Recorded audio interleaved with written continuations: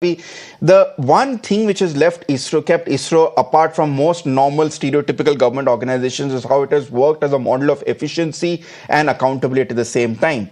Let's not forget what let Sunita be stuck in space for 286 days, how the Starliner aircraft let down Sunita and her crew.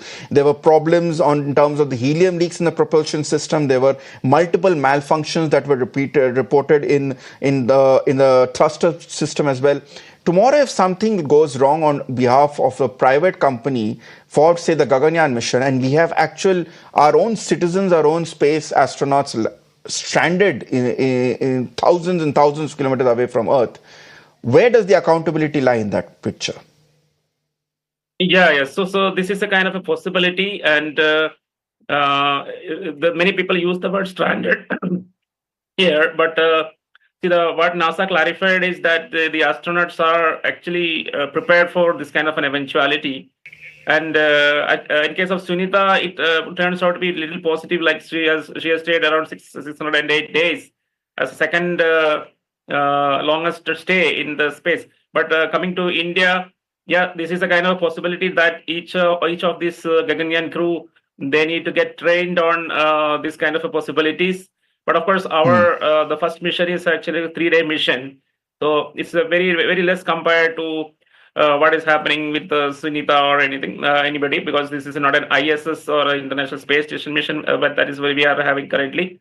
So immediately that what we have is a very planned and very well-defined 3-day mission. But of course, we will have our own space stations, and we will actually encounter this kind of a scenario. So redundancy is another important thing that I think a little bit Boeing have avoided. I mean, they have a little bit not considered much of the redundancy, but actually, when I was in ISRO, they were put a lot of importance to the multiple redundancy. So one system fails, then there are other systems to compensate for that.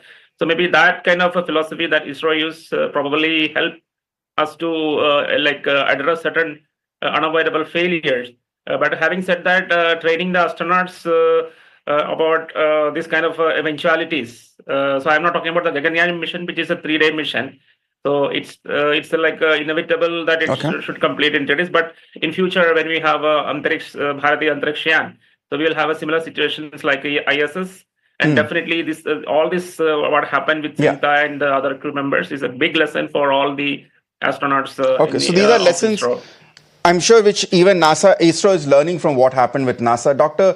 Selvamurthy, very quickly, since we just have a minute on the show, from your lessons as former DG of DRDO, what are the lessons ISRO should have? Because DRDO and HAL, for instance, got into a lot of problems when it comes to India's defense equipment while dealing with private players. Is there any specific red line if you would say that ISRO must keep in mind while it tries to engage with private players?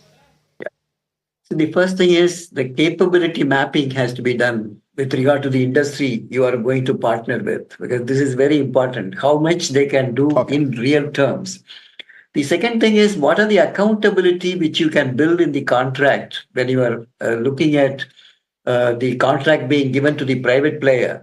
So we should have the policies for a very systematic approach to selection of the private industry, and also building the accountability and monitoring, rigorous reviews and monitorings, so that the standards which you have set for your subsystem or a component or a device or a system, so it should meet that. So there must be a rigorous review. So it cannot be left alone only to that industry.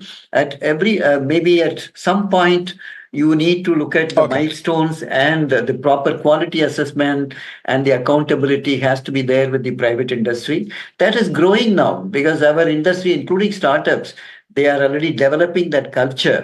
So I'm sure it will be, we will succeed in roping up many private players coming in, and they will also look at business. And I'm sure so that is where you should look at. I'm sure if there's one organization which can.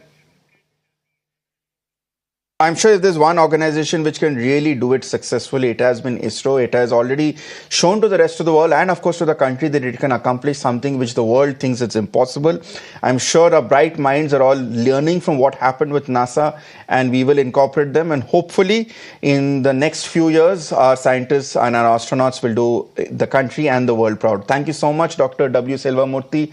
Also, thank you, Jijith Nadumuri Ravi, and also Shanmuga Subramania for joining me on a debate which me, as someone who wanted to be an astronaut before reality dawned and became a journalist, is something which is personally quite enriching. Thank you so much for joining.